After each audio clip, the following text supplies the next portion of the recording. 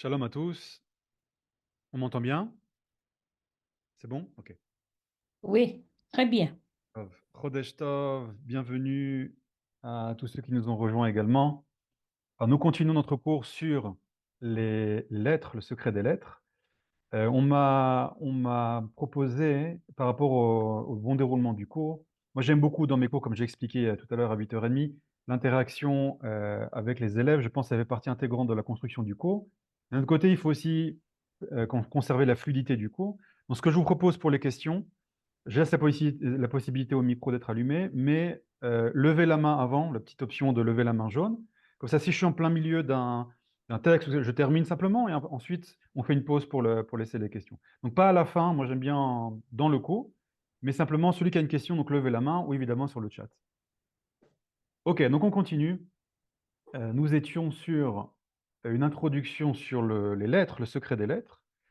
Et ce que je vous ai dit la semaine dernière, c'est que j'aimerais avec vous vous faire goûter un petit peu au monde des lettres. Vous avez compris que c'est un monde, on touche ici, c'est une aventure, comme je vous ai dit la semaine dernière, vers l'infini et au-delà, comme dit Buzz l'éclair, pour ceux qui connaissent.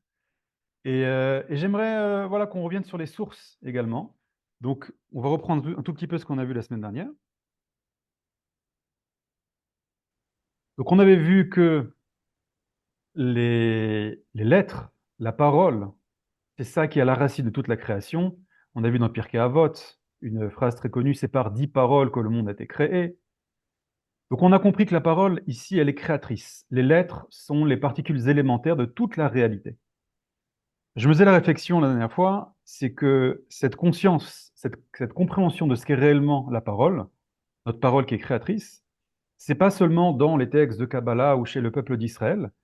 Il y a également chez les nations du monde des traditions sur la force et la puissance de la parole. Alors de nos jours, c'est un peu développé dans, on va dire, le monde de la psychologie, le monde du développement personnel. Mais quand on va aux racines des traditions des nations, il y a eu cette conscience-là. Je vous donne un exemple. Il y a des années, j'ai lu un livre qui s'appelle Les quatre accords Toltec. Pas ceux qui connaissent. Les quatre accords Toltec, c'est écrit, il me semble, il y a longtemps, mais pas, il me semble par un Mexicain au Mexique, qui s'appelle Don Miguel Ruiz. Don Miguel Ruiz, c'était un chirurgien mexicain qui a eu un grave accident de voiture, qui a vécu ce qu'on appelle, comment on appelle ça, near death experience, une mort clinique en français. Et il s'est vu monter en haut, finalement il est revenu, etc. Évidemment, cette expérience a chamboulé sa vie. Et lui, c'était un chrétien fervent. Il s'est dit, je vais revenir aux sources de mes traditions. Et il avait, il me semble, un oncle ou un grand-père chaman. Chaman. Il était là-bas, il s'est formé au chamanisme mexicain. Dans le chamanisme mexicain, selon leur tradition, ça puise ses sources de 3000 ans, 3500 ans. Donc on est à l'époque de la prophétie, du Beth Amikdash, etc. Donc au Mexique, d'accord? Il n'y avait pas de contact entre le Mexique et Israël. Et il explique que dans la tradition chamanique mexicaine, quelqu'un écrit dans le chat, le titre et l'auteur. Donc le titre s'appelle les quatre accords Toltec, et l'auteur c'est Don Miguel Ruiz, Ruiz. Ruiz, R-U-I-Z. C'est un livre qui est très très connu. Donc, de nos jours, il est très utilisé comme base du développement personnel, mais l'introduction est très très importante, je pense. Euh, et il dit là-bas, donc il y a ce qu'on appelle les quatre accords. Donc Toltec, il me semble que c'était une tribu ou une civilisation de l'époque. Et le premier accord, donc de cette tradition-là, encore une fois qui est millénaire, c'est la parole. Donc le premier accord que tu dois faire avec toi-même, les accords c'est en fait avec toi-même, c'est dis toujours une parole, comme a dit le Rav Fison avec le Rav Moshe Khalfon Cohen, sur l'importance de dire une parole vraie, une parole sincère, de ne pas transgresser ta parole. Il explique pourquoi. Il dit parce que la parole n'est pas seulement un moyen de communication, la parole est une force créatrice. C'est très intéressant que des membres des nations, dans une tradition chamanique mexicaine qui puise ses sources il y a des milliers d'années, ont la conscience, avaient en tout cas la conscience à l'époque, de la force et la puissance de la parole. Donc c'est pas seulement un secret qui était connu du peuple d'Israël. Donc chez Israël, vous voyez, il y a beaucoup, beaucoup, beaucoup de détails et surtout d'utilisation de ces lettres, etc. Donc là-bas, il y a pas forcément la conscience des lettres, surtout les lettres hébreux, mais il y avait la conscience de la parole créatrice. La parole peut faire vivre, ou la parole peut détruire. à la base. Donc ça, c'est dans cette conception, cette conscience de la parole. Donc on a vu également cette source, vous vous souvenez, du Talmud de Babylone, dans laquelle Rav Yehuda dit que celui qui devait être nommé l'architecte du Mishkan, du tabernacle dans le désert, devait connaître le secret des combinaisons des lettres divines. Il s'appelait Betzalel. On avait expliqué la dernière fois, vous vous souvenez, que quel rapport maintenant entre le Mishkan ou le Beth Amikdash et les lettres par lesquelles le monde a été créé. On avait expliqué que le monde, en réalité, c'est un Beth Amikdash géant. Ça veut dire le travail que nous faisons pour le développement, le tikkun, la réparation et le parachèvement du monde, nous sommes en train de créer une résidence, une demeure, grandeur nature à Dieu. Et le Mishkan et le Beth Amikdash, c'est un monde en petit. Donc il y a un lien de vie entre le Beth Amikdash et le monde, parce que le Beth Amikdash, c'est le monde futur, c'est un morceau du futur dans le présent, si vous vous souvenez. C'est clair jusque-là? C'est le cours de la semaine dernière. Vous m'arrêtez hein, s'il y a des choses qui ne sont pas claires. On avait vu également le texte du Baal Hatanya, Rabbi Schneur Zalman il-Miladi, qui explique là-bas en profondeur ce que sont ces lettres-là, et il dit au nom du Baal Shem Tov que les lettres, par exemple, il y a un verset ici, Le'olam Adonai devarecha nitzav b'shamaim, éternellement Dieu, ta parole se trouve en équilibre, gravé dans le ciel. Il a dit, qu'est-ce que ça veut dire ça? La parole est de Dieu est dans le ciel. C'est-à-dire que les lettres que Dieu a utilisées pour créer le ciel et la terre, ces lettres-là font vivre à chaque instant le ciel et la terre. Et quand on dit le ciel et la terre, on l'a pas lu dans le texte, mais je vous le dis à l'oral, il ne se passe juste les anges, les mondes spirituels ou la terre, des concepts comme ça métaphysiques. Non, non. Il dit même, ce qu'il dit ici, Afilou Eretz Alazo. Je ne pense pas qu'on a lu ça dans mes souvenirs.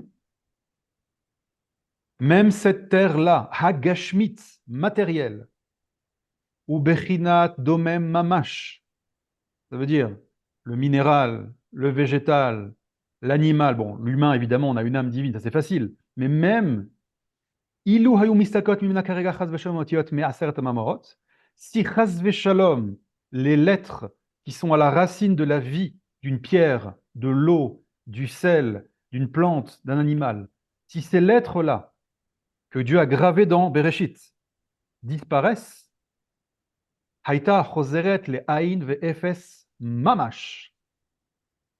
Donc, tous ces éléments-là, terrestres, matériels, seraient revenus à un état de néant total. L'ifne, Shechet Yemei Bereshit, Mamash.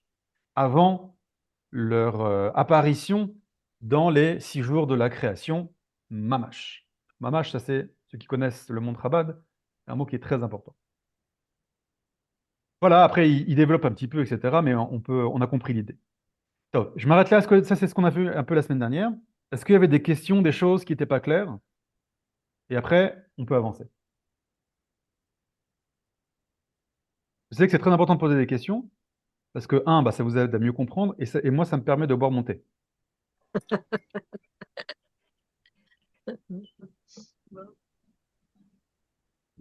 C'est bon, c'est clair? Je peux avancer? On peut avoir une préférence pour une lettre. Un exemple? Il y a une lettre que j'aime beaucoup, c'est le tzadik. Ken. J'aime beaucoup. Et mon petit-fils qui a 4 ans m'a fait une réflexion sur le lamed. Il m'a dit qu'il aimait cette lettre parce qu'il pouvait faire la la la la la. Mais est-ce qu'on peut aimer pas personnellement une lettre? Est-ce que c'est possible? Bien sûr. Alors, je voulais vous donner à la fin du cours justement des exemples, parce que la lettre, comme je vous ai expliqué la dernière fois, c'est un monde entier. La lettre a un nom, la lettre a une forme, la lettre a une valeur numérique. Et je vous donne un exemple. Un exemple avec le nom de la lettre, quel enseignement ça nous apporte, la forme de la lettre, la gematria, la valeur numérique de la lettre. Donc ça, je vous donnerai un exemple, Bezrat Hashem, si on a le temps à la fin, où il y a Merci. Daniel qui a levé la main. Daniel, Galine, Galin. On ne vous Ah, entend pas, c'est bon, Daniel. c'est bon, c'est bon. Et- je ferme le micro. Vous m'entendez, Rav? Oui, oui, c'est bon. Allez-y. Bonjour, Shavuot Tov. Shavuot Tov, Chodesh Tov. En fait, puisqu'on parle des lettres, j'ai un kabbaliste qui m'avait dit que ma personne, c'est-à-dire que chaque personne, on a une lettre qui est propre à nous. Il m'avait donné ma lettre qui me correspondait. Et la question, elle était de savoir comment on peut faire pour retrouver sa lettre en tant qu'être. Voilà, c'est la question. Ok. Alors regardez, c'est très simple. Ça, j'en avais parlé un petit peu la semaine dernière. Bah, vous vous appelez Daniel. Donc si vous Ok. voulez comprendre les lettres qui vous correspondent, il faut comprendre les lettres de votre prénom, Daniel. Alors, c'est des fois un peu compliqué parce que vous avez compris ici que chaque lettre, c'est un monde et on peut passer un an juste pour étudier une lettre. Et quand on va commencer maintenant les combinaisons de lettres, c'est encore plus, pas compliqué, mais c'est plus avancé et plus poussé. Donc la solution à ça, c'est très simple. C'est que il faut déjà comprendre la première lettre de votre prénom. Donc en l'occurrence, vous, Daniel, c'est le Dalet. Je vous explique pourquoi. Ça, c'est une question que vous m'avez posée, il me semble, Rebecca, sur les manséphars, les lettres finales, etc. Et je vais vous expliquer, regardez. Chez les kabbalistes, il y a une différence entre la première lettre et la dernière lettre. Est-ce que je vais écrire ça? On va faire ça ici. OK. Donc chez les kabbalistes, ils nous expliquent que, vous savez, des fois, il y a des enseignements, des rachetevot, des acronymes, vous savez, de lettres comme ça. Ils expliquent que la première lettre d'un prénom, ça correspond au chesed. La dernière lettre, ça correspond au din. Qu'est-ce que ça veut dire, le premier dame? C'est très facile. C'est quoi la première lettre d'un prénom? On va prendre votre prénom, Daniel. Ok. Il y a un dalet qui apparaît dans la réalité. Ce dalet-là, on va dire, c'est l'impulsion première. Ça, le chesed. C'est quoi le chesed? C'est la source d'eau. D'accord? Il y a une abondance ici. Donc, il y a la lettre dalet qui apparaît. Dans ce dalet-là, c'est une source de vie extraordinaire. Ça peut être David, ça peut être Daniel, ou ça peut être Din, ça peut être plein de choses. Et donc, en fait, ici, la lettre Dalet, ça va être la racine du mot qui va apparaître. Ensuite, on prend un Nun. Ah, tout d'un coup, on a quelque chose de nouveau. Dan, le Din. Après, on a un Yud, le Chochma, la racine, la graine. On a un Aleph, l'unité. Et après, tout d'un coup, on peut encore continuer infiniment. Boum, ça s'arrête. On a un Lamed. C'est quoi le din? Vous connaissez ça maintenant en tant qu'élève du Ravuel. Le din, c'est la structure. Le din, c'est les limites. Donc la première lettre va être la racine, l'impulsion, la graine. La dernière lettre va structurer le mot. Chez les kabbalistes, chesed et din. Donc pour commencer l'apprentissage de vous-même, bah, il faut commencer par l'apprentissage de votre prénom. Et l'apprentissage de votre prénom, ça commence déjà par la première lettre. Vous avez l'impulsion première, vous avez la graine et la racine. Donc ça, c'est comment dire, un conseil que je vous donne, un premier cheminement. Évidemment, si vous avez un deuxième prénom, évidemment, d'accord, il y a plein de choses ici, mais c'est déjà un petit conseil pour vous. Oui, Youssef, vous avez une question également? Merci, Rav. Oui. Est-ce qu'il y a une liaison entre la table de Mendel et les lettres? Parce que... Ah, c'est très intéressant ce que vous dites. Je ne sais pas, mais je pense il doit y avoir, il doit y avoir quelque chose.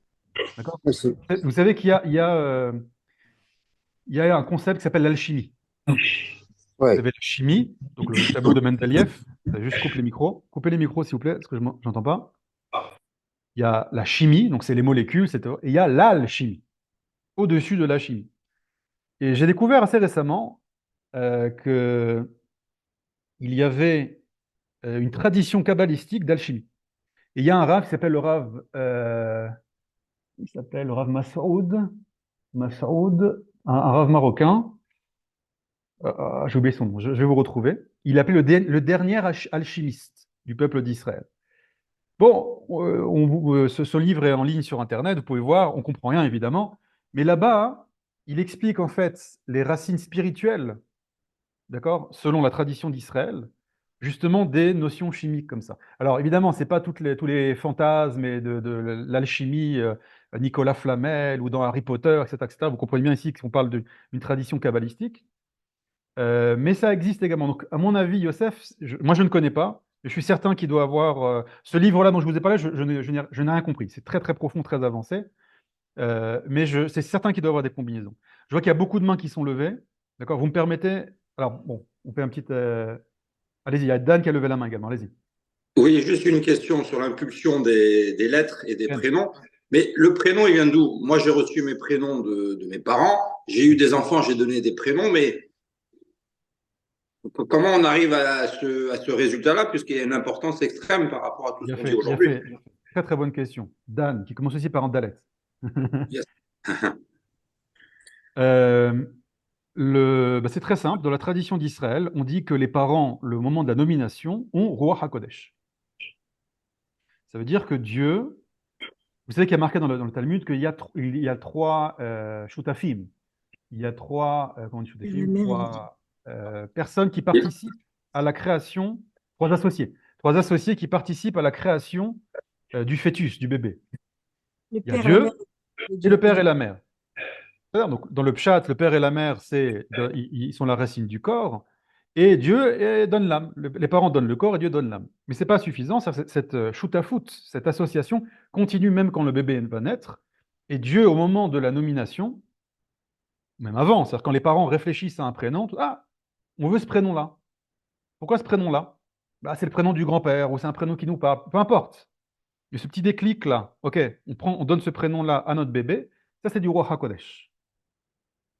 D'accord? Donc il y a le prénom que vous avez reçu, Dan, et que j'ai reçu de mes parents. Mes parents ne sont pas des kabbalistes, hein, euh, mais il y a voilà, il y a quelque chose qui les, comment dire, qui les dépasse et qui passe à travers eux au moment du choix du prénom. C'est ça? Et d'ailleurs, je précise une chose, ceux qui ont des prénoms français et hébreux, on parle évidemment du prénom français, ceux qui ont des prénoms que français, n'ont pas de prénom hébreu. J'avais posé la question également une fois.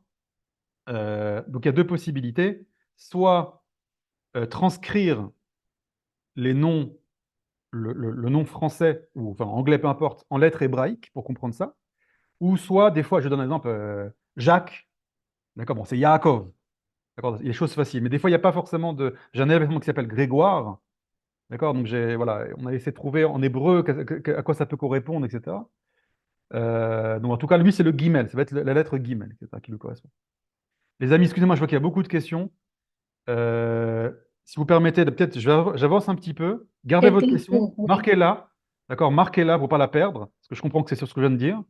Et j'aimerais avancer un petit peu, et après je referai une pause pour les questions. D'accord, on va essayer de trouver un peu de fluidité dans le cours, et je sais que c'est passionnant, et voilà, moi aussi j'ai envie de passer des heures à parler que de ça.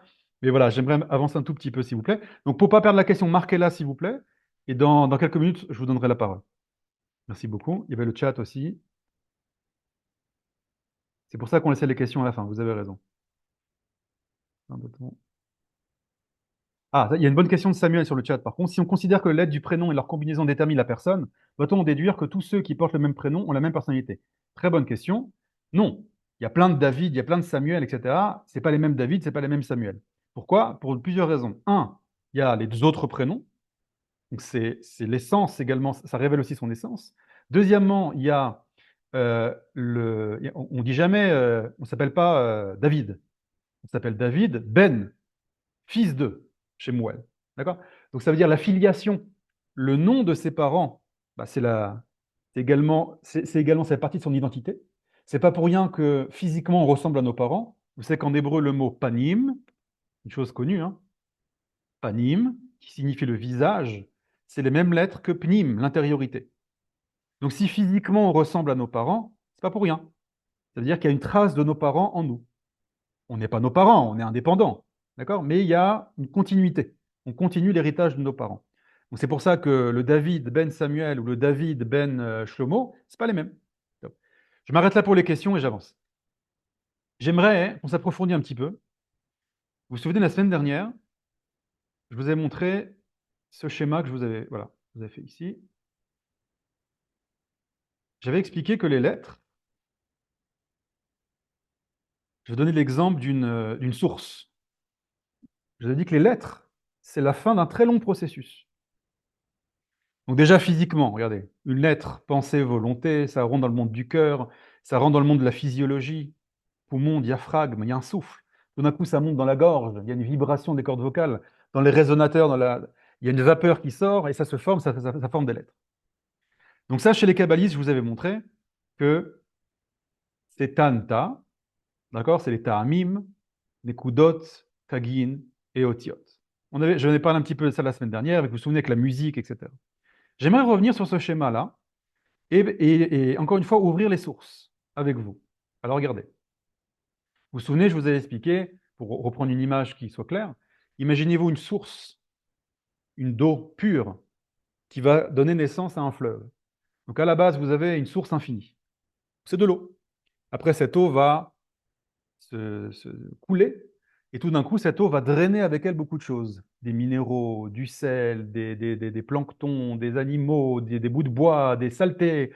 Et à la fin, celui qui va boire la source de l'eau, bah, il ne boit pas que l'eau fraîche du début, mais il boit tout ce que cette eau a drainé avec elle. Donc c'est pareil pour une lettre. C'est-à-dire, les lettres qu'on utilise, elles ont drainé beaucoup de choses. Et la question que j'aimerais qu'on se pose aujourd'hui, et là j'aimerais qu'on monte dans les sources, mais en fait la lettre, c'est quoi? Elle exprime quoi à la racine? Donc là, vous avez vu, je vous ai mis sur le même plan, pensée, volonté. Est-ce que la lettre, ça exprime ma pensée? Ou est-ce que la lettre, ça exprime ma volonté? Est-ce que c'est les deux? Est-ce que c'est l'un avant l'autre? Ça, c'est pour moi. Je pose la même question par rapport à Dieu. Quand Dieu dit « Vayomer Elohim Yehi Or », Dieu dit que la lumière soit, c'est quoi ce Vayomer? Cette parole divine, ces lettres, entre guillemets, qui sortent de la bouche, entre guillemets, de Dieu, d'accord, Dieu n'est pas matériel évidemment, vous avez compris? C'est quoi? Elles expriment quoi ces lettres? La volonté divine, la pensée divine. Ça, c'est la question que j'aimerais qu'on se pose, et j'aimerais vous montrer les sources, et c'est un vrai débat chez les sages d'Israël. Est-ce que la question est claire? En gros, est-ce que la lettre exprime la volonté, la pensée, les deux? Qu'est-ce qu'il y a un avant l'autre, etc. Alors regardez, on va commencer à ouvrir les sources. Où est-ce que c'est? Il a fait. Alors, on va commencer par le Midrash. Le Midrash Bereshit Rabbah ici. Le Midrash dit comme ça. Je vais vous lire un petit peu les sources en vrac, après on fera le point, vous allez voir. Sheba techila, ratsa akadosh baruchu livro, et haolam beminat hadin. Le Midrash dit, qu'est-ce qu'il y a à la racine de la création? Et la création qui est faite avec des lettres, hein, vous vous souvenez? Ratsa. C'est quoi Ratsa? Ratson. Ratson, c'est la volonté. Ah. Donc le Midrash nous dit, à la racine de toutes les lettres, là, donc on va voir plus tard, le Vayomer, Vayomer, Vayomer, Vayomer, il y a une volonté.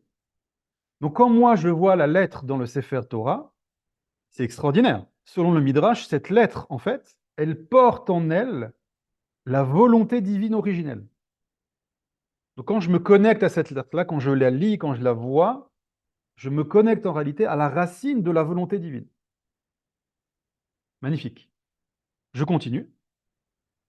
Le Harizal, dans Etz Chaim, la source numéro 6, le Harizal dit, comme le Midrash, avec un angle un peu différent, évidemment, là c'est Kabbalah, Kacher Allah birtsono hapashut livro haolamot, lorsqu'est monté dans sa volonté, pashut, simple. Alors pashut, il faut bien comprendre que chez les kabbalistes, il y a deux notions de la volonté divine. Il y a la racine de la volonté, qu'il appelle retsono apashut, c'est-à-dire la volonté infinie. Pashut, c'est les mêmes lettres que itpachet. Itpachet, c'est l'expansion.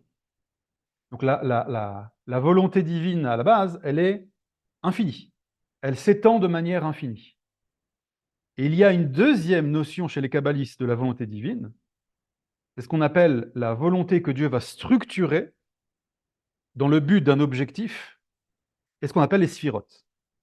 Donc les 10 séphirotes, c'est une structure céleste qui est en fait la volonté originelle que Dieu va structurer pour permettre d'atteindre un objectif. Donc c'est Dieu qui va limiter Kivyachol, sa volonté, et la structurer en 10 midot, 10 outils, 10 canaux de dévoilement. D'accord? Donc ça, c'est chez les kabbalistiques. Il y a Ratzon Apashut. Quand vous voyez Ratzon Apashut dans la Kabbalah, c'est la racine de la volonté divine, infinie, qui s'étend de manière infinie.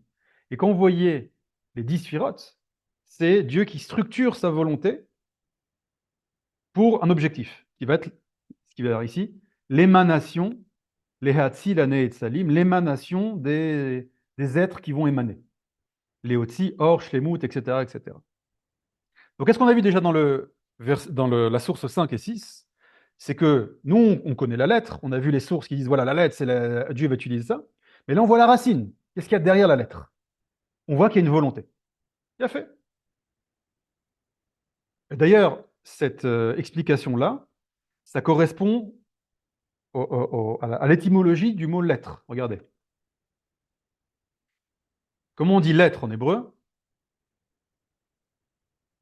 Hot. Hot, c'est une lettre. Qui peut me dire quelle est la racine du mot hot? Et, Allez-y. et, C'est pas et. Il y a 3 lettres à la racine, souvenez-vous. En hébreu, il y a 3 lettres à la racine. C'est quoi les 3 lettres de la racine du mot hot? Alors, me dites pas hot, parce que c'est trop facile. Aleph. Aleph. Aleph, Yud, Tav. Aleph quoi? Aleph, Yud, Tav. Aleph, Yud, Tav. Quelqu'un a d'autres choses à proposer? Et déjà, c'est la première et la dernière. La première et la dernière. Donc, on a Aleph, quelque chose, et Et. Tav. Autre proposition? Et Aleph, Vav. Aleph, Hey. Aleph, Vav. Taf. Vav, Taf. Voilà, ça fait Aleph, hot. Hey, Tav. Aleph, He, Taf. Ata. Aleph, Taf, He. Au V, le présent. Au V, ça s'écrit comme ça. He, Vav, He. Bon, je vous Aleph, aide. Vav, Je vous aide. Je Tet. vous aide. Aleph, Comment? Vav, Tet. Aleph, Vav, Tet. Oui. Aleph, Vav, Tet. Et Alors, c'est je vous aide. aussi Je vous aide. Je vous aide. At. Une seconde. Regardez. En hébreu, quand vous avez le mot lishtot, c'est quoi la racine? Livnot. Les mots, donc lishtot, ça veut dire boire. Livnot, ça veut dire construire. C'est quoi la racine du mot lishtot? Chine. Shin. Tet. He. Tet. Non, c'est shin. Vav. Vav, Tet. Tat. He. Voilà. Tav, ici, il a été transformé de la racine. Livnot, oui, c'est oui. bet, Ouais. nun, he. He. Ça, c'est en hébreu. Ça, c'est en hébreu. Ok. Selon le. Alors, selon ça, selon cette règle, ya fait, ya Aleph, Vav, He. Exactement. À couper les micros, s'il vous plaît, parce que j'entends un écho maintenant. Aleph, Vav, He. Donc, la racine du mot hot, c'est ça. Et ça, on connaît. Il va. D'accord? Il y a marqué par exemple dans le Teilim, il va les moshavlo. Qu'est-ce que ça veut dire il va en hébreu? Il va, ça veut dire ratson. D'accord? Dans le Teilim, il y a marqué il va les moshavlo, ki bachar Hashem bitzion, Dieu a choisi Tzion, il va les moshavlo. Je vous dis le passage qui bachar Hashem betzion, donc Dieu a choisi Tzion, il va les moshavlo. C'est quoi il va? Il a voulu. Et il y a un autre mot que vous connaissez sûrement, ta'ava. C'est quoi ta'ava? Ta'ava, c'est un désir, une volonté. Le désir. Désir, exactement. Donc, est-ce qu'on voit ici que ce que dit le Midrash, s'il vous plaît, coupez les micros, coupez tous les micros. J'entends un écho. Activer. Hop. Voilà. Donc, le Midrash, quand il dit, ou le Harizal, quand il dit la racine de la création qui est faite avec des lettres, mais c'est une volonté, bah ils ont raison. Regardez. Hot, c'est Iva, c'est la volonté. Metsuyan. D'ailleurs, tant qu'on est dans ça, regardez. Je voulais faire ça un petit peu plus tard, mais tant qu'on est sur ça, je vous le fais maintenant. Je vous ai dit que la lettre, c'est la fin d'un processus. Bah, ce processus, il se trouve déjà dans le mot lettre. Regardez. Ça commence par un Aleph. C'est quoi le Aleph? Le Aleph, bah, c'est la volonté, on a dit. c'est la racine unique qui est à l'origine de toute l'existence. Maintenant, cette volonté-là, Dieu va la faire apparaître dans l'existence. Donc, il a besoin d'un canal. D'accord? Il a besoin d'un canal de dévoilement de cette volonté originelle. C'est quoi la lettre qui représente un canal? Vav. C'est un vav. Le vav, c'est... Qu'est-ce que ça veut dire vav dans le Mishkan? Le Chibour. vav, c'est un chibour. Le vav, Chibour. Vav à chibour. vavim, d'accord? C'était... Attendez, j'entends plus. Excusez-moi, coupez le micro. Excusez-moi. Un crochet, Vavim. exactement. Vavim, c'est les crochets, exactement. Excusez-moi, coupez les micros, parce que je m'entends en écho à chaque fois. Toda. Donc on a, vous vous souvenez ce que je dis à Daniel et à Dan tout à l'heure? Aleph, c'est la première lettre, c'est l'impulsion première. C'est quoi une lettre? Bah, la lettre, ça va déjà révéler le Aleph, le 1, l'origine, la racine. Mais cette racine-là, il faut qu'elle apparaisse dans la réalité. Donc il faut un Vav. Alors, le problème, c'est quoi? C'est que notre réalité, que Dieu a créée, il a créé ça avec le bête de Bereshit, le 2.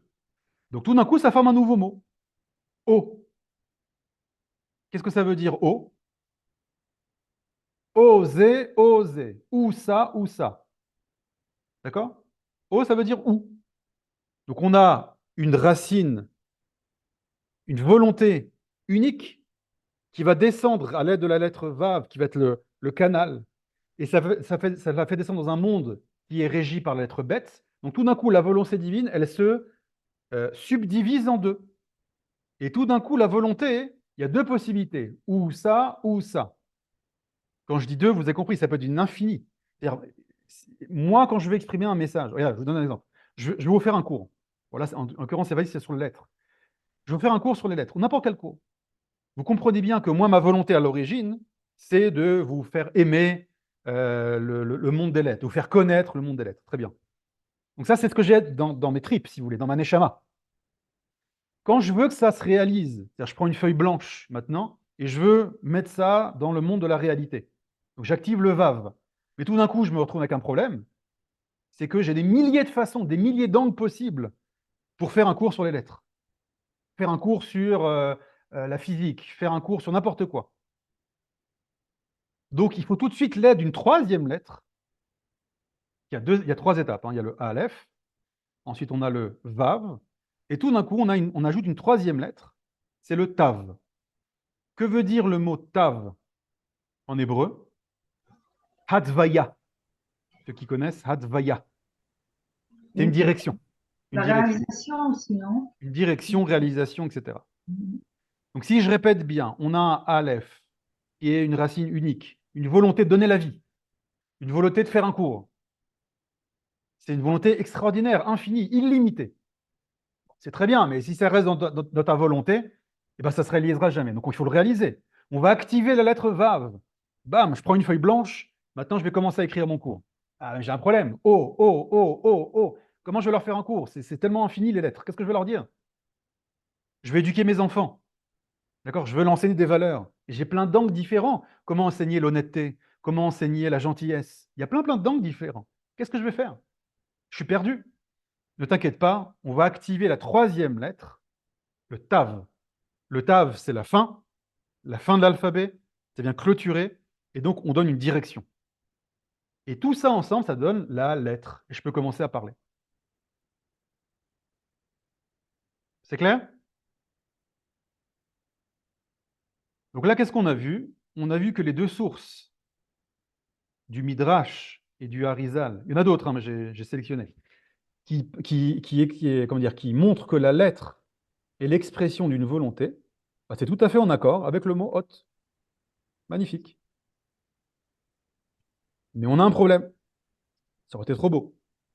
C'est qu'il y a des sources qui disent que non, la lettre, c'est pas la volonté. La lettre, ça va être l'expression de la pensée. Alors, on va voir ça. Juste, peut-être là, on fait une petite pause. Marshava. Marshava, exactement, Marshava. Alors, regardez les sources ici. Où est-ce que c'est? Où est-ce que c'est? Ici. Voilà. Il y a Rashi dans Bereshit. D'accord? Rashi commente Bereshit bara Elohim. Alors, vous vous souvenez du Midrash qui dit. Attendez, je vais les mettre ensemble. Une seconde. Pour les coller ensemble. Ça. On va mettre ça là.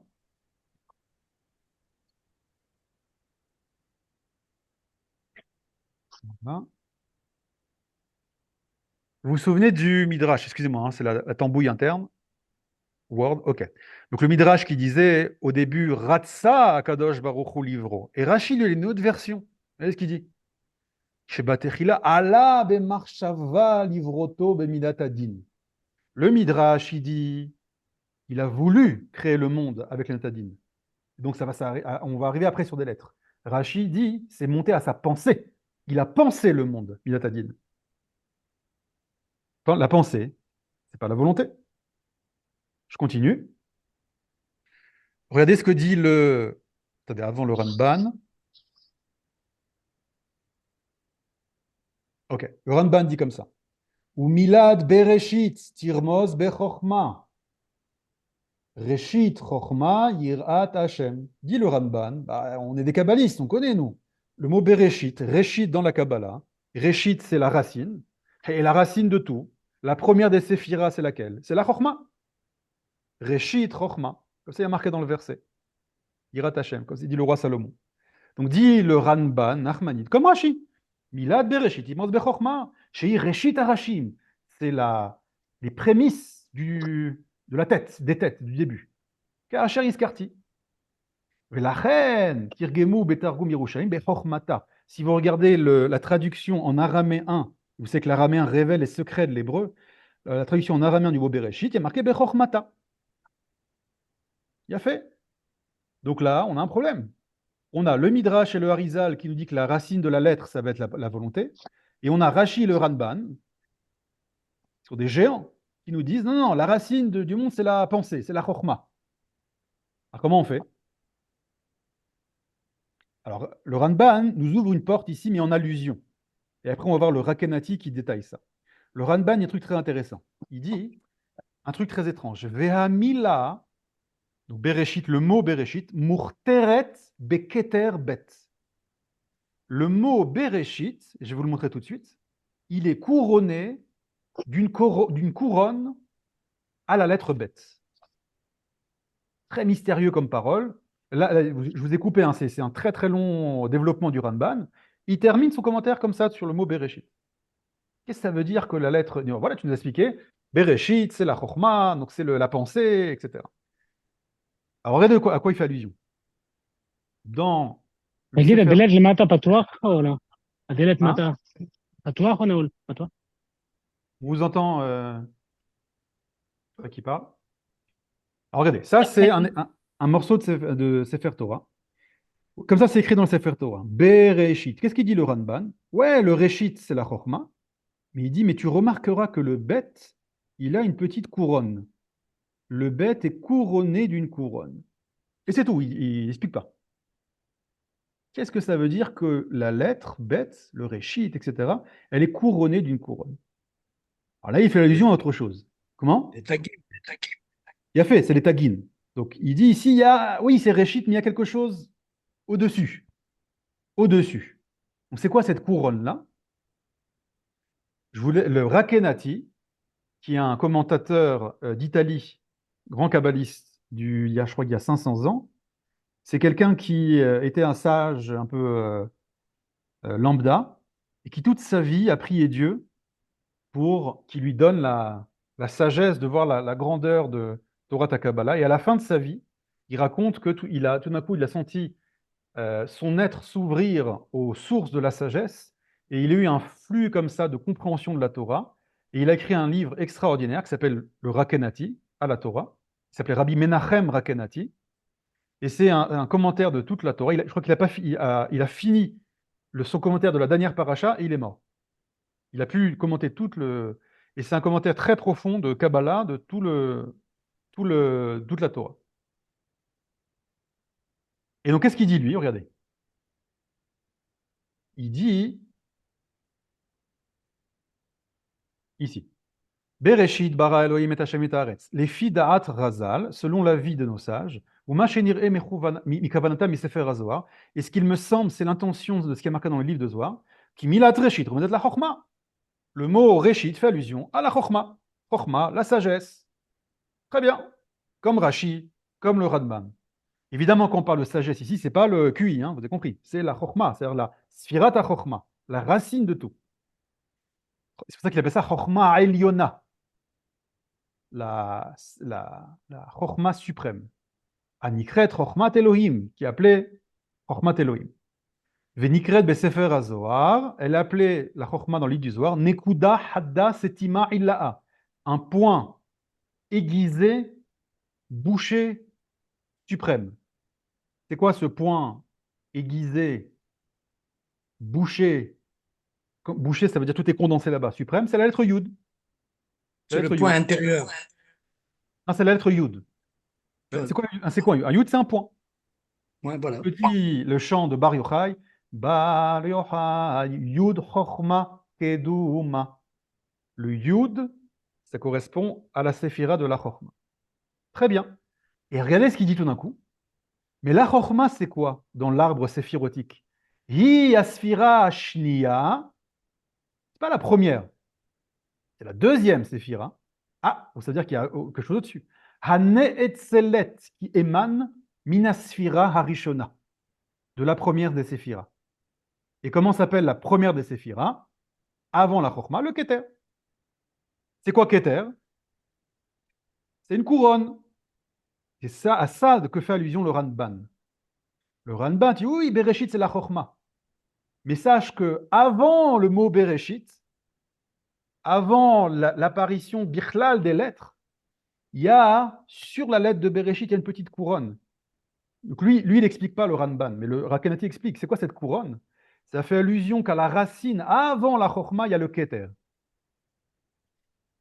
Et si on prend l'arbre des séphirotes,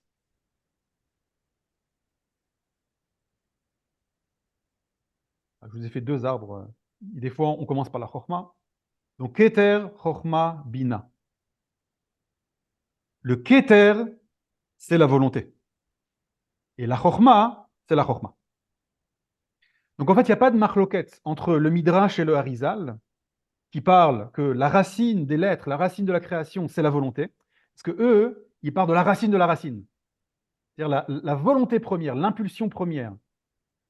Et Rashi, le Ranban, parle de ok, mais cette volonté, elle est très bien, mais il faut qu'elle commence à se structurer en pensée. Et cette structure en pensée, elle a deux étapes, la Chokhmah et la Bina.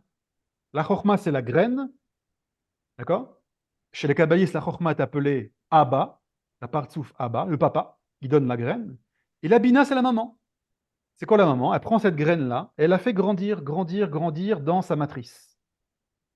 Quand le bébé il arrive à maturité, il peut apparaître dans le monde. Le monde des 6 plus 1, des 6 dimensions plus 1. Chesed, Gvura, Tiferet, Netzach, Od, Yesod et Malchut. Dimanche, lundi, mardi, mercredi, jeudi, vendredi et le Shabbat. Le bébé, l'enfant, l'adolescent, le bachour, le jeune homme, l'adulte et la personne, le vieillard. D'accord? C'est-à-dire que tout d'un coup, les 7 On dit le zaken. Le zaken, d'accord. Non, le zaken, c'est la chokhmah. Zekana chokhmah. Zakan, la sagesse. C'est la sagesse, exactement. Donc, vous comprenez là, les deux sources qu'on a vues, c'est quoi la racine d'une lettre? Donc certains vont dire c'est la pensée, certains vont dire c'est la volonté, mais en fait c'est la même chose. C'est simplement plusieurs aspects. Donc dans le contexte dans lequel ces sages parlent, ils vont mettre en avant soit la chokhmah, parce que mettre la chokhmah c'est la première des séphiras, très souvent chez les kabbalistes. Mais ça dépend dans quel contexte tu parles. Si tu parles dans le début de la structure, le début de la marshava, ah oui, c'est la chokhmah. Donc là, l'arbre séphirotique va commencer par la chokhmah. Mais si tu parles dans un autre contexte, qui est vraiment la racine de la racine, chez les kabbalistes, ça s'appelle Ra'ava des Ra'avin dans le Zohar. La volonté de la volonté, c'est-à-dire la racine, etc. Donc ça, on n'y a même pas accès, d'accord? C'est quelque chose. C'est pour ça d'ailleurs très souvent chez les kabbalistes, très souvent, on a Chokhmah Bina Da'at, et on n'a pas Keter Chokhmah Bina. Pourquoi? Parce que le Keter, en réalité, il n'y a pas accès, c'est trop haut. C'est trop haut. Chokhmah Bina, on commence à, voilà, ça commence à structurer un petit peu. Oui, le Chokhmah, c'est une graine. Oui, c'est tout petit. Mais on commence un petit peu à avoir accès. D'accord? Donc ça, c'est voilà. Je voulais voir avec vous la source. Donc je répète un petit peu ce qu'on a vu. On a dit que la lettre va être la fin d'un long processus. Ce processus-là, on a vu c'est quoi sa racine. Est-ce que c'est la volonté ou est-ce que c'est la pensée? On a vu des sources qui vont dans le sens de la volonté, des sources qui vont dans le sens de la pensée. Et on a vu des sources qui vont unifier les deux. Le Ramban et le Rekhanaty vont faire non, non, ça dépend de quoi tu parles. Est-ce que tu parles du début de la structure du monde ou est-ce que vraiment de l'impulsion première? Si tu parles du début de la structure du monde, ça c'est la marshava, c'est la chokhmah. Si tu parles vraiment de l'impulsion première, ça c'est le keter et c'est la volonté. Ça? Et on a vu dans le mot hot, aleph, vav, tav, que la construction même du mot lettre, eh ben on voit qu'ici qu'il y a des étapes qui amènent le aleph, donc la racine première, la volonté première, le vav, l'apparition dans notre réalité. Tout d'un coup, on a un choix, ou ça, et le tav qui donne une structure. Razak. Donc, je laisse maintenant Alors, on va faire comme ça. Je vous laisse maintenant poser vos questions, et ensuite, j'aimerais donner quelques exemples. On finit à midi et demi, on n'apprend pas midi et quart. C'est midi et demi. Okay. On fait une pause question. Je vois qu'il y a beaucoup de mains levées.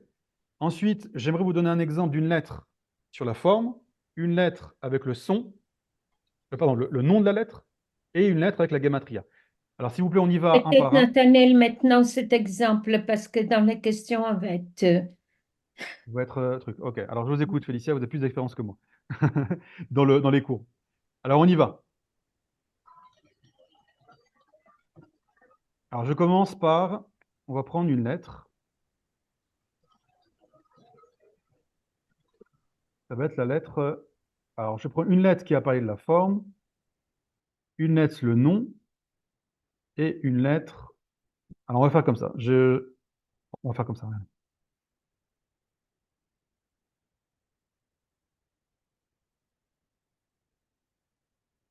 Ça ne marche pas. Il ne veut pas.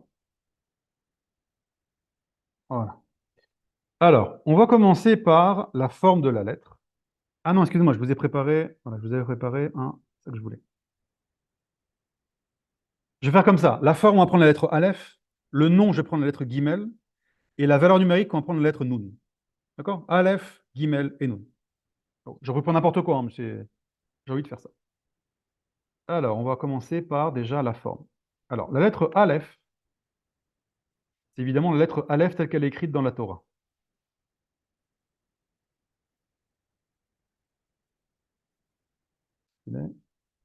Ok. Hop. Alors, regardez. On va commencer par la forme d'une lettre. Donc, vous avez compris que la lettre, c'est un monde entier qui a beaucoup, beaucoup comme nous, notre être. Qui je suis, moi, Nathaniel, j'ai un nom. J'ai une psychologie. J'ai un corps. J'ai une imagination. J'ai une sagesse. J'ai une âme. Donc, il y a plein, plein, plein, plein d'aspects à qui est Nathaniel. La lettre, c'est pareil. La lettre, c'est un monde. Donc, elle a plein, plein, plein d'aspects. Donc, on va commencer par son aspect le plus pritsoni, le plus extérieur, c'est son aspect, sa forme. C'est comme une robe, si vous voulez. Donc, on a le Aleph. Tout le monde voit la lettre ici? C'est bon? Ok. Alors, vous marquez la lettre Aleph. Elle est composée elle-même de 3 lettres. Ça, c'est des choses qui sont assez connues. On a un Yud en haut, on a un Vav ici, et ici, on a un autre Yud, mais il est retourné. Ok. Bon, tout le monde connaît la dracha. La lettre Aleph, elle est composée d'un Yud qui de valeur numérique 10. Un autre Yud, c'est 10. Le Vav, c'est 26. 26, c'est la valeur numérique du nom Havaya, Yud Ke Vav Ke. Ça veut dire que le Aleph porte en elle la racine de Havaya. Havaya, l'existence. Ok. Pourquoi? C'est ce qu'on a expliqué. Puisque la lettre, ça va donner l'existence, à la racine de la lettre, il y a un Aleph, hot. Il y a la volonté divine à la racine. Qui a fait. Mais j'aimerais m'approfondir un petit peu sur la forme de la lettre, des choses qui sont un peu moins connues. Déjà, une chose intéressante. Pourquoi il y a un Yud en haut, il est droit, et en bas, il est à l'envers. Et c'est quoi ce vav? Pourquoi tu me fais le vav, on a dit que c'est une connexion. Pourquoi tu me fais un vav tordu? Fais-moi un beau vav. Le vav, il est droit. Pourquoi tu me fais un vav tordu, le pauvre? Alors, on va essayer d'expliquer ça. Le yud d'en haut, quand on a expliqué, c'est le yud, ça va être la structure des 10 séphirotes, ça va être également la graine de la chorma. Et pourquoi il y a un yud à l'envers? Et c'est quoi ce vav? Alors regardez, ce vav en réalité, c'est la connexion entre le monde d'en haut et le monde d'en bas. Après, je vais expliquer pourquoi il est à l'envers. Où est-ce qu'on voit dans la Torah une connexion entre le monde d'en haut et le monde d'en bas? C'est très simple. On voit ça dans la paracha de Vayetse, avec le rêve de Yaakov. Qu'est-ce qui a marqué là-bas? Il y a marqué que, donc il a fait le rêve, et qu'est-ce qu'il voit? Il voit une échelle. L'échelle, elle n'est pas droite, l'échelle. L'échelle, elle est penchée. La racine de l'échelle, elle est à Beersheva, comme ça dit Rashi, le Midrash. Le milieu de l'échelle, il est Keneged, il est face à Jérusalem, et le haut de l'échelle, il est face à Bethel. C'est-à-dire qu'il y a 3 points géographiques en Israël qui sont les 3 points, Beersheva, Jérusalem et la ville de Bethel, qui sont les 3 points de révélation divine qui passent par ces 3 villes-là. Et l'échelle, elle est penchée. Elle va de gauche vers la droite. Elle descend. Donc en fait, quand vous voyez le Vav du Aleph, c'est cette échelle que Yaakov a rêvé. Et là-bas, il y a marqué que c'est la connexion entre le ciel et la terre. Le ciel, c'est le Yud droit. La terre, c'est le Yud à l'envers. Pourquoi le Yud, il est à l'envers? C'est très facile. On connaît la Gemara de Baba Batra. Alors, qu'est-ce qui est marqué dans la Gemara de Baba Batra? Il faut retrouver la Gemara maintenant. Alors, voilà. Alors, source 13, traité de Baba Batra, page 10, B. Kiha de Yosef Bere de Rabbi Yoshua Halash. Il y avait quelqu'un qui s'appelait Yosef, et c'était le fils de Rabbi Yoshua. Et tout d'un coup, malheureusement, Halash, il a été affaibli. C'est-à-dire qu'il était malade. Ingid, catastrophe. Ingid, c'est il s'est évanoui. Alors, en fait, ici, il y a une allusion des sages. C'est pas juste il s'est évanoui, il a fait un malaise. Pas très intéressant de savoir ça. C'est que, apparemment, il y a des explications qui disent qu'il a vécu une mort clinique. Vraiment, il s'est évanoui au sens où il était. Et qu'est-ce qui s'est passé quand tu fais une mort clinique? Bah, ton âme, elle remonte à la source. Et après, il est revenu dans son corps. Alors, tout le monde lui pose la... Amarle, Abou, son père, Rabbi Yoshua, pose la question à son fils, Mahazet, qu'est-ce que tu as vu là-haut? Et il répond, Amarle, il répond à son père, Olam Afour Raiti, j'ai vu un monde à l'envers en haut. Elionim les mata, ceux qui sont dans notre réalité en haut, dans le ciel, ils sont en bas. Vetartonim les mains là. Et ceux qui, dans notre réalité, sont le bas de la société, là-bas, ils sont en haut.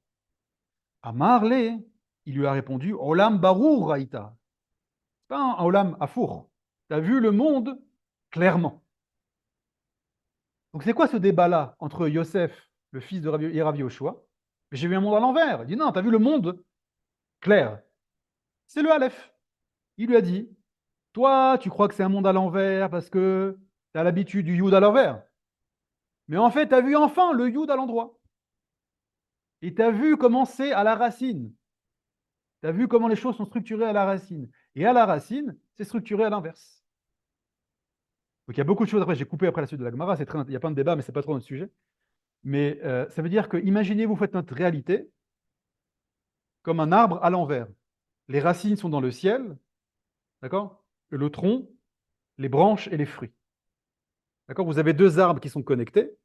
Un arbre en haut, qui est droit, et un arbre en bas, qui est inversé. À quoi ça nous fait penser un être qui est inversé? À un fœtus. Le fœtus, dans le ventre de la maman, il est à l'envers. Et c'est quoi un fœtus? C'est un être en progression. C'est-à-dire dans la lettre Aleph, nous avons ici beaucoup d'enseignements. Et un des enseignements, qu'est-ce que ça veut dire que notre monde, il est inversé?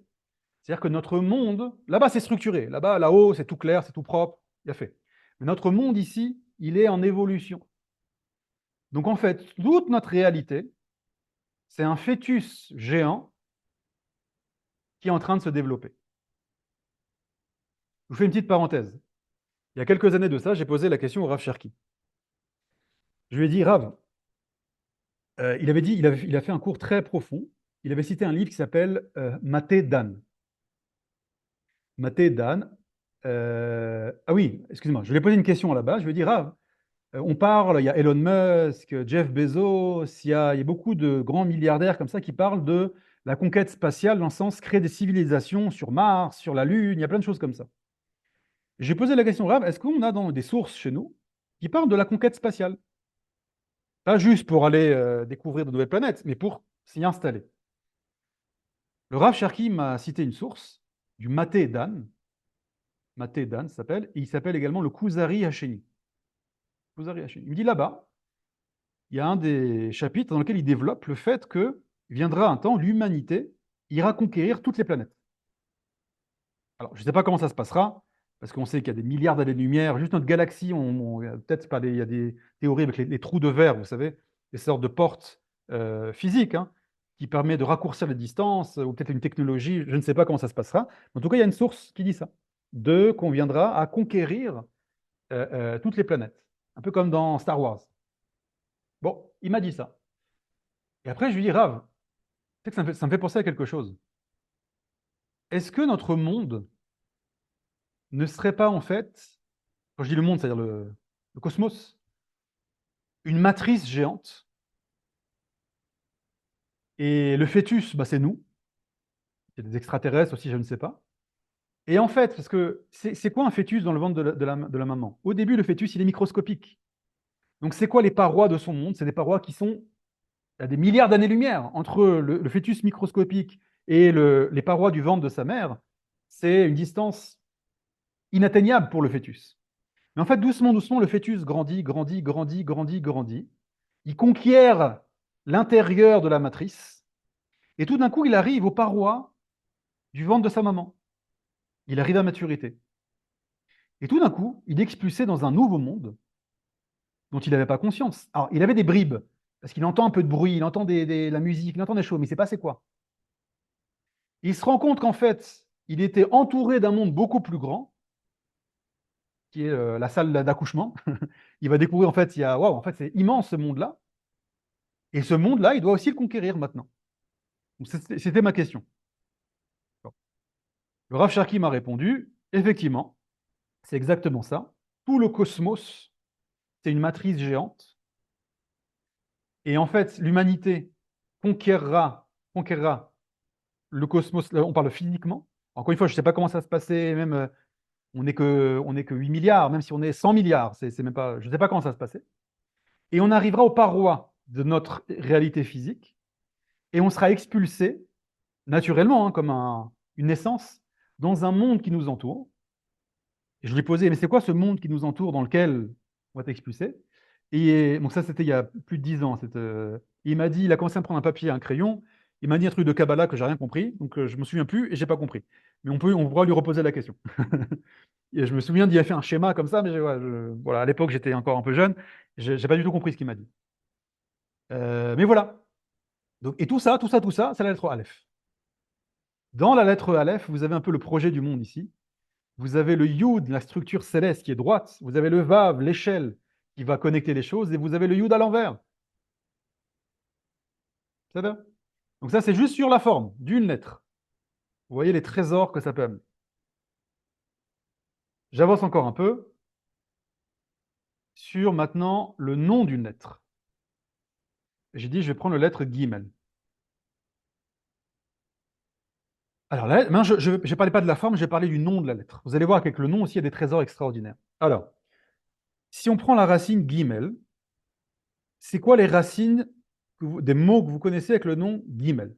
On n'a pas beaucoup de temps, je vais le faire moi. On a Gmilut, Gmilut Rasadim, c'est-à-dire le don. On a aussi Gmila. Gmila, c'est le sevrage. On a aussi le mot gamal, le chameau. Bon, je vous dis à l'avance, le chameau, je ne vais pas en parler maintenant. Il y a une explication, je ne vais pas en parler maintenant. Je vais essayer de comprendre Gmilut et Gmila. Le Gimel, on a le Aleph qui représente la racine, on a le Bet, cette racine unique va se réaliser dans la maison. Bet, c'est Bait, c'est la maison. D'accord? Je vous fais le Aleph, Bet, Gimel. Donc on a la racine. Cette racine unique se révèle dans la maison, Bait, donc la dualité. On va commencer à structurer les choses, c'est aussi l'endroit de la rencontre. Mais il faut maintenant sortir de la maison et aller donner au monde maintenant. Sors de la maison et va donner tes forces au monde pour faire évoluer le monde. Donc c'est quoi la gmilut? Et c'est quoi la différence entre gmilut et netina, noten, Nathan, Nathaniel? C'est quoi la différence? Parce qu'il y a deux racines en hébreu pour dire un cadeau ou un don. Il y a gmilut et il y a netina, Nathan, matana. Alors c'est facile. Gmilut, c'est la même racine que gmila. Et gmila, c'est le sevrage. C'est quoi le sevrage? Le sevrage d'un bébé. Jusqu'à maintenant, tu n'étais pas indépendant, tu ne pouvais pas te nourrir, subvenir à tes besoins par toi-même. Le sevrage, c'est le don de l'indépendance. C'est l'indépendance. Je peux me nourrir moi-même. J'ai une cuillère, j'ai une assiette, et je vais manger ma soupe tout seul. Comme un grand, dit le petit, de 3 ans. Plutôt l'autonomie. L'autonomie, oui, vous avez raison, oui, parce que c'est plus, vous avez raison, on est plus une interdépendance, vous avez raison. L'autonomie. Donc c'est quoi la gmilut? Le guimel. Le guimel, c'est une lettre qui vient nous enseigner la bonne façon de faire un cadeau, la bonne façon de faire du chesed. Il y a marqué chez Dieu, il n'y a pas marqué noten chassadim tovim, il y a marqué gomel chassadim tovim. C'est quoi la différence? C'est très simple. Dit le Rambam, Maïmonide, dans les lois de la tzedaka, il dit, quand tu donnes la tzedaka, la charité, tu as différents degrés de charité. Le degré le plus bas, il y a un pauvre, tu prends une pièce, un billet, tu donnes au pauvre. Ah, c'est très bien, tu l'as aidé. Il n'avait pas d'argent, maintenant il a de l'argent. Mais c'est quoi le problème? Tu lui as touché à son kavod. C'est un être fait à l'image de Dieu et il était honteux de recevoir ce billet de 100 shekels, 50 shekels ou cette pièce. Alors tu lui as fait du chesed, tu lui as fait du don. Mais ce don-là, il est un petit peu entaché de toucher un peu à son kavod. C'est pas bien. Et donc, il donne plusieurs degrés comme ça. Il dit, par exemple, c'est mieux de donner un don à un pauvre et il ne te connaît pas. Ou que après, il dit, encore mieux, c'est de faire un don, et de faire une alva'a, un prêt. Pourquoi un prêt? Tu as besoin d'argent, je te prête l'argent, bien sûr sans intérêt, et tu me le rends. Donc au moins, tu as conservé ton autonomie, Dit le Rambam, mais le plus grand degré de tzedaka, c'est quoi? C'est de donner un travail à quelqu'un.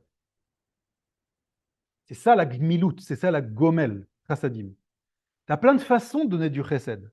Le gimel nous enseigne, le meilleur don, c'est de faire la gmilut, c'est-à-dire quand tu donnes, conserver l'intégrité de la personne, l'indépendance, l'autonomie, le kavod de la personne. Fais attention quand tu donnes.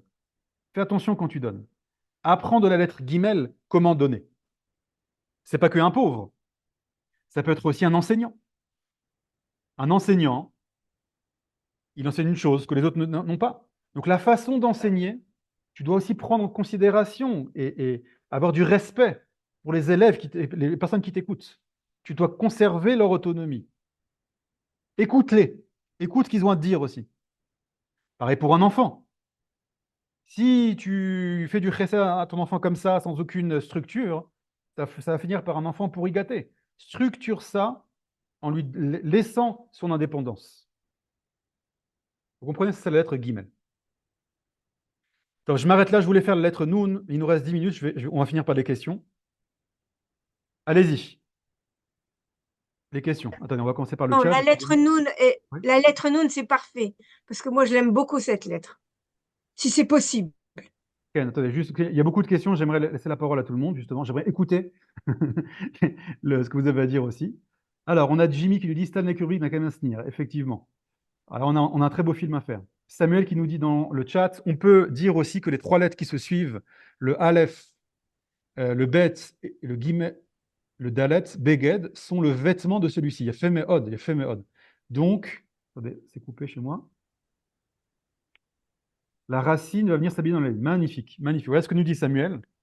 On a le Aleph, et ensuite on a Bet, Gimel, Dalet. Ça fait quoi? Beged. Beged. Beged, c'est un vêtement, nous dit Samuel. Donc le Aleph, la racine, la volonté originelle, elle va s'habiller dans le Bet, le Gimel et le Dalet. Il y a Femeod, il y a Femeod. Le Bet, c'est la maison, c'est le laboratoire qui va transformer le 1 en 2. Le Gimel, c'est on va prendre ça vers l'extérieur, on va faire commencer à diffuser ça. Et le Dalet, Dal, d'accord, c'est le réceptacle, c'est une lettre féminine, c'est-à-dire c'est une capacité à recevoir. Ça correspond à la malchoute. Donc ici, on a la bête, la transformation du 1 en 2. Guimel, tu prends ce 2 qui a été arrivé à maturité, tu vas le diffuser. Et le Dalet, c'est le réceptacle. Donc il faut savoir et donner et aussi recevoir. Très important. Très important, de donner et recevoir. Et tout ça, c'est Beged, c'est le vêtement de la volonté originelle. Magnifique, Semel. Kol hakavod. Allons-y. Alors, on a beaucoup de questions, beaucoup de gens qui lèvent la main. Monsieur Korkos, vous avez une question? Non? Top. Evelyne, vous avez une question, allez-y. Mais c'était par rapport au désir et à la pensée. Ken. Il me semble que c'est synchro, c'est-à-dire c'est une synchronisation des deux. L'un ne peut pas être sans l'autre. Il a fait Mérod. C'est par rapport à la lettre. Tout à l'heure, quand vous disiez, est-ce que c'est par le désir d'abord ou par la pensée? Et l'un ne peut pas être dissocié de l'autre. Exactement. Ça veut dire le désir ou la volonté ne peut pas se réaliser si elle n'est pas structurée par une pensée, mais la pensée n'existe pas s'il n'y a pas eu l'impulsion du désir à la base.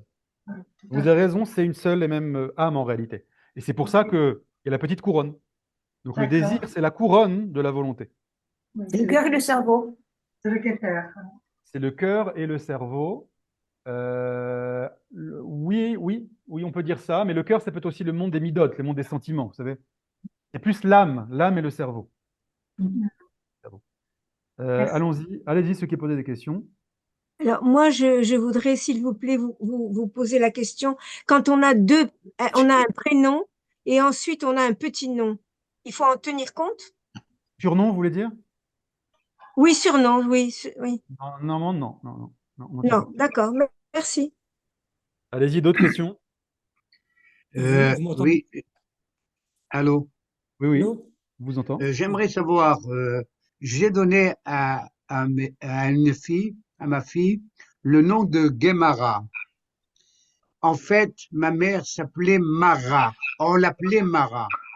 Je n'ai pas donné Guémara, j'ai donné Mara. Et je pense qu'il manque quelque chose pour qu'elle soit moins amère. Que faut-il faire? Alors ça, c'est une très bonne question. Alors, ces questions-là, je suis désolé de... C'est Daniel qui m'a posé la question? Non, c'est Réhouven Laloum.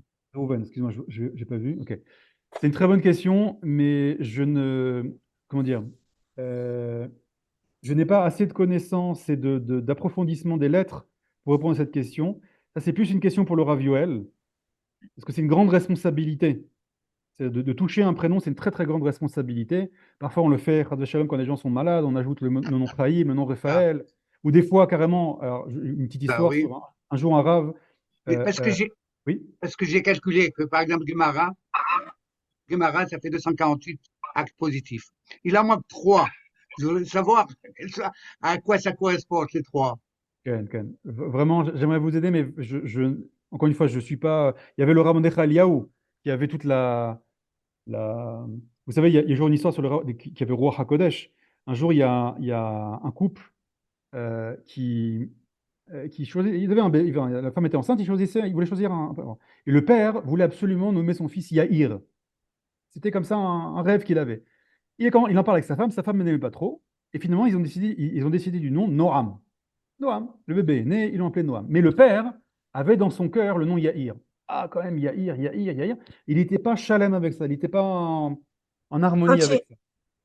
Et un jour, il y avait le Rav Mordechai Eliyahu, qui était le grand rabbin d'Israël, à l'époque un grand kabbaliste, Ruach HaKodesh, qui venait dans sa ville.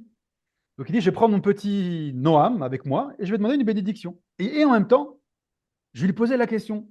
Ah voilà, moi je voulais l'appeler Yair, on l'appelait Noam, mais je ne sais pas, prénom Yair, je sens que il faut quelque chose avec ça, etc. Il arrive pour prendre une bénédiction et il y avait des centaines de personnes, il n'a pas réussi à avoir accès au Rav. Bon, il part comme ça de l'endroit du rassemblement, un peu triste. Il part avec son fils dans les bras.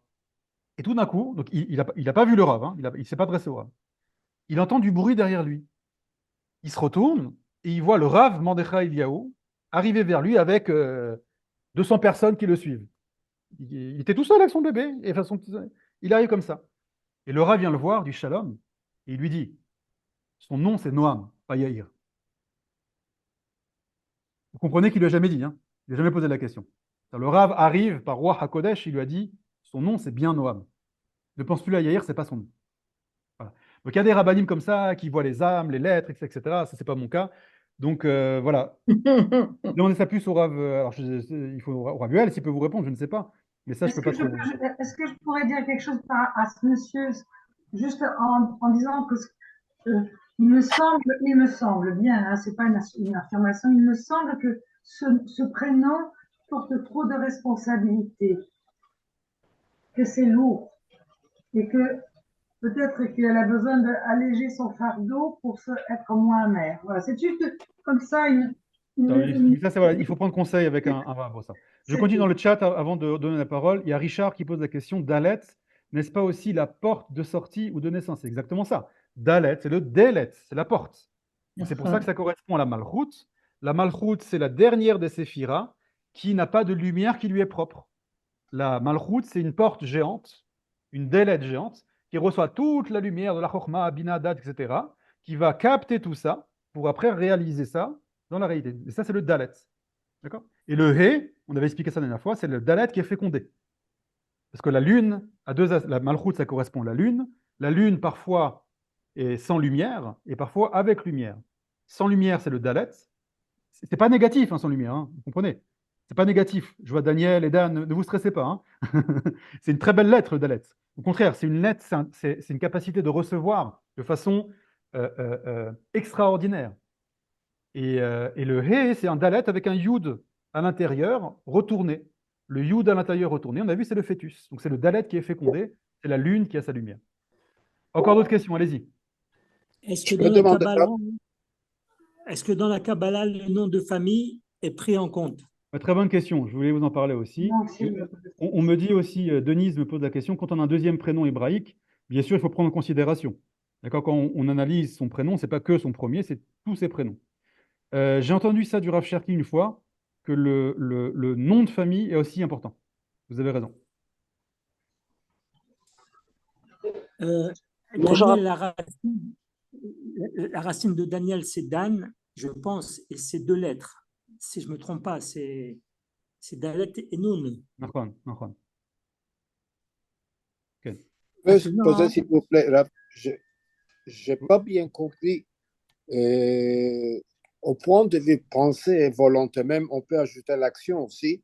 Au point de vue l'être humain, ça, je peux comprendre, mais au niveau de Hachem, tous sont les mêmes.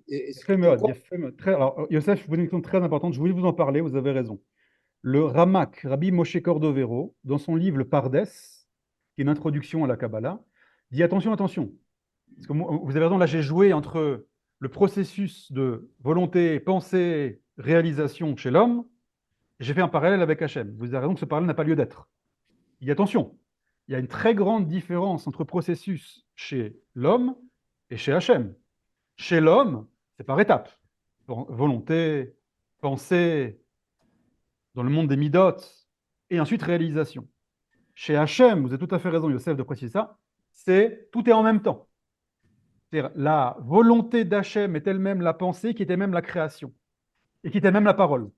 Merci. Très, très important ce que vous dites. Très important.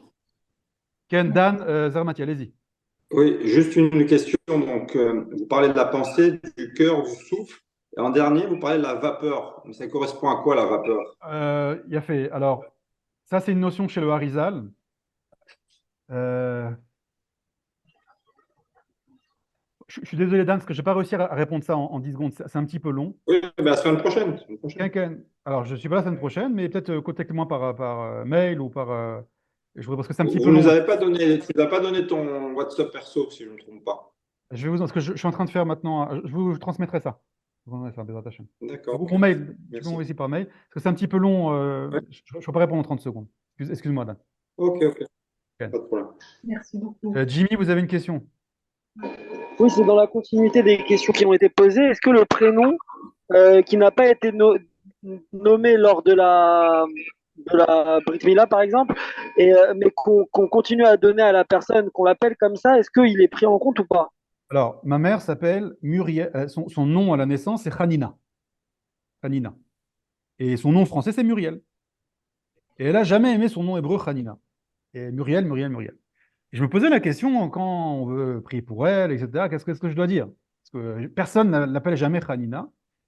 Et j'étais voir le Rav Nechadiaou à l'époque quand il était vivant. J'ai posé la question comme ça. Alors j'ai expliqué. Alors j'essaie de faire un pile-poule. Oui, mais Muriel, c'est mort. C'était un enfant du Beth Amikdash, comme Mordechai, machin, machin. Bon, il m'a basé complètement. Non, non, non. Son prénom, il m'a écrit. Son prénom, c'est Hanina. Point. Voilà. Donc les prénoms français ou les surnoms ou les etc. Non, non, c'est ce qui a été donné à la naissance. C'est ça, c'est ce que j'avais dit à Dan tout à l'heure. C'est ce roi Hakodesh qui apparaît. Oui, mais le prénom, il a été donné à la naissance civiquement, quoi. C'est son prénom laïque. C'est comme ça qu'on l'appelle. C'est juste qu'il n'a pas été donné lors de la Brit Mila, selon la halakha. Ah, un bébé qui n'a pas eu de Brit Mila? Non, non, il a eu une Brit Mila. Mais quand il a eu la Brit Mila, c'est à ce moment-là qu'on donne le prénom, si je dis pas de bêtises.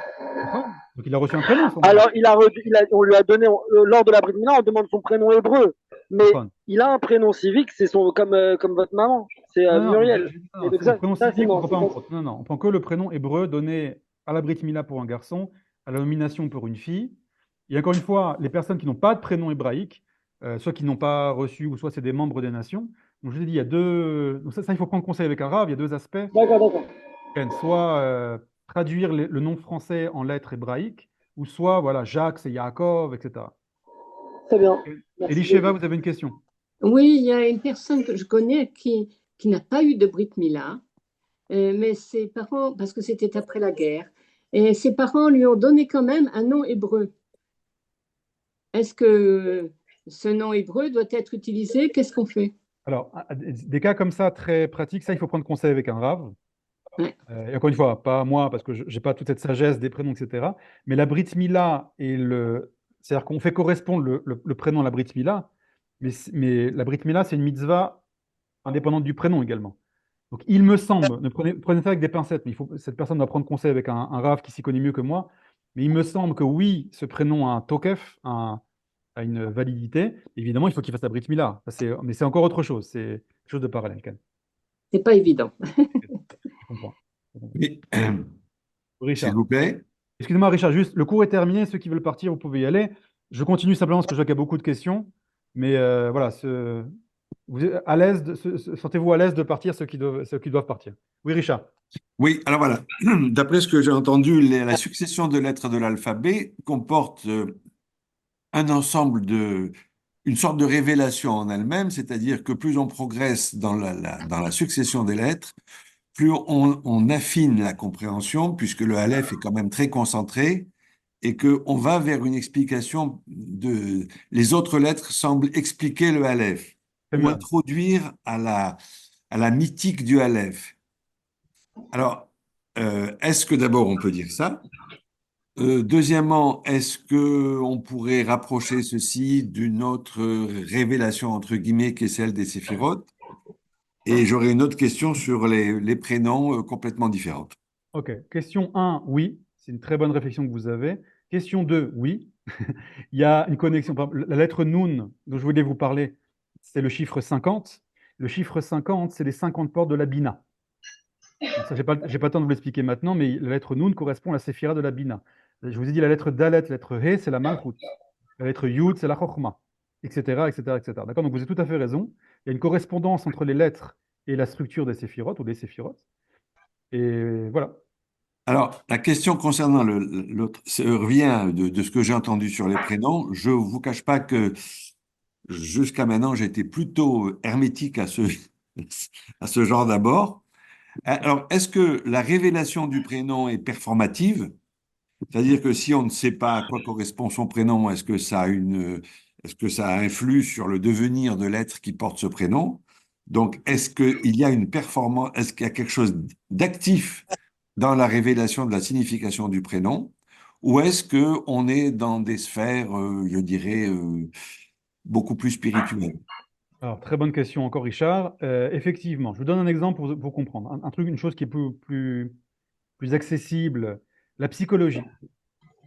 D'accord? La psychologie, le monde de la psychologie. Si toute ma vie, j'ai jamais ouvert un bouquin de psychologie, je me suis jamais intéressé à ça, etc., est-ce que je peux me réaliser? Bah oui. Il y a plein de gens qui n'y connaissent rien et qui réalisent leur vie avec plus ou moins de succès. Mais est-ce que la compréhension, peu importe les approches de psychologie, hein, mais je parle de, est-ce que Ouais. si maintenant je commence, donc pas le monde des lettres, etc., la psychologie, est-ce que la compréhension du monde intérieur, psychique de l'homme et mes mécanismes intérieurs qui me sont propres vont m'aider à mieux avancer dans ma vie? Réponse oui. Encore une fois, psychologie, peu importe de quel aspect, ça peut être le même du développement personnel, peu importe, d'accord? Donc c'est pareil pour les lettres. C'est-à-dire que la compréhension de vos lettres, disons, ce sont des vases communicants. Ça veut dire, si vous restez que dans l'étude, c'est pas ça, c'est pas l'objectif. D'accord? J'avais expliqué dans le cours la semaine dernière que c'est l'étude des lettres, c'est l'étude la plus concrète, la plus pratique qui existe. Donc on parle que de sphirodes, etc. Mais non, c'est très très concret. C'est vraiment vous. C'est vraiment la pierre Even. C'est vraiment ça. Et donc la compréhension des lettres, ça non seulement vont vous faire comprendre. Je donne un exemple, Richard. J'ai 39 ans. Il y a 10 ans, j'en avais 29. Maintenant, vous voyez le Nathaniel d'il y a 29 ans, c'est pas le même Nathaniel que maintenant. Et je suis certain que le Nathaniel de 49 ans ne sera pas le même. Alors, je suis la même personne. Comment c'est possible que tout d'un coup, j'ai des énergies nouvelles, j'ai des capacités nouvelles que j'ai réalisées? Alors, en réalité, tout ça était déjà en moi quand j'étais bébé. Et En doucement, potentiel. voilà, en potentiel. Ces choses se révèlent ou pas. Je peux boucher ces révélations.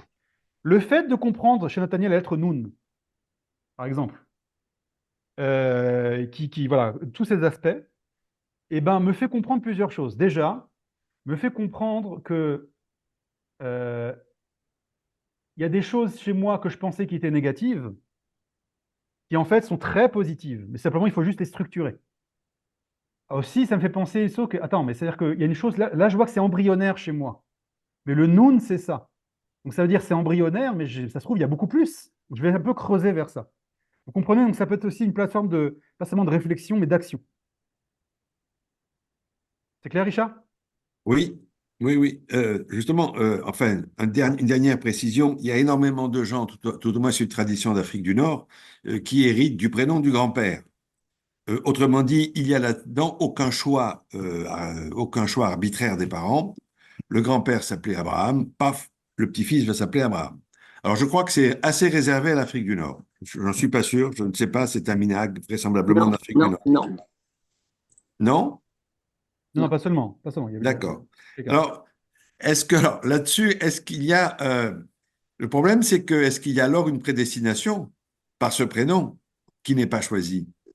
Bien fait. Alors ça, j'en ai parlé un petit peu, vous vous souvenez, c'est que le grand-père s'appelle Yaakov, le fils s'appelle David, le petit-fils s'appelle Yaakov comme le grand-père. D'accord? On dit Yaakov, c'est les mêmes. Non. Parce que le grand-père Yaakov, c'est pas Yaakov. Déjà, ça peut être Yaakov, Meir, Ben, D'accord. Ok. Sarah, déjà. Bon. Donc le Parfait. petit-fils s'appelle Yaakov. Ça va être Yaakov, et le deuxième grand-père aussi. Yaakov, Marlouf, comme il a dit le Rav Fison, mais c'est Ben, maintenant Samuel. Vous comprenez, ça veut dire qu'ici, il y a Tout à fait. il y a toute une combinaison. Toute une combinaison. Il y a des Merci. choses qui se mélangent. Vous comprenez? Et donc, ça forme un être unique. Merci beaucoup. C'est Voilà, avec vraiment plaisir. très clair. Je m'arrête là, excusez-moi pour ceux qui voulaient encore des questions. On a déjà passé 10 minutes. Toda rabba, rabba, rabba. Simcha Toda, rabba, vraiment, Simcha. merci beaucoup. Merci beaucoup, beaucoup, Nathaniel. Toda. Chodesh Tov à tous et des bonnes nouvelles. Des bonnes nouvelles. Amen. Chodesh Tov. Et Toda revenez quand rabba. vous voulez. Hein. תודה רבה. Merci pour Toda l'invitation. Au rabba. revoir. להתראות.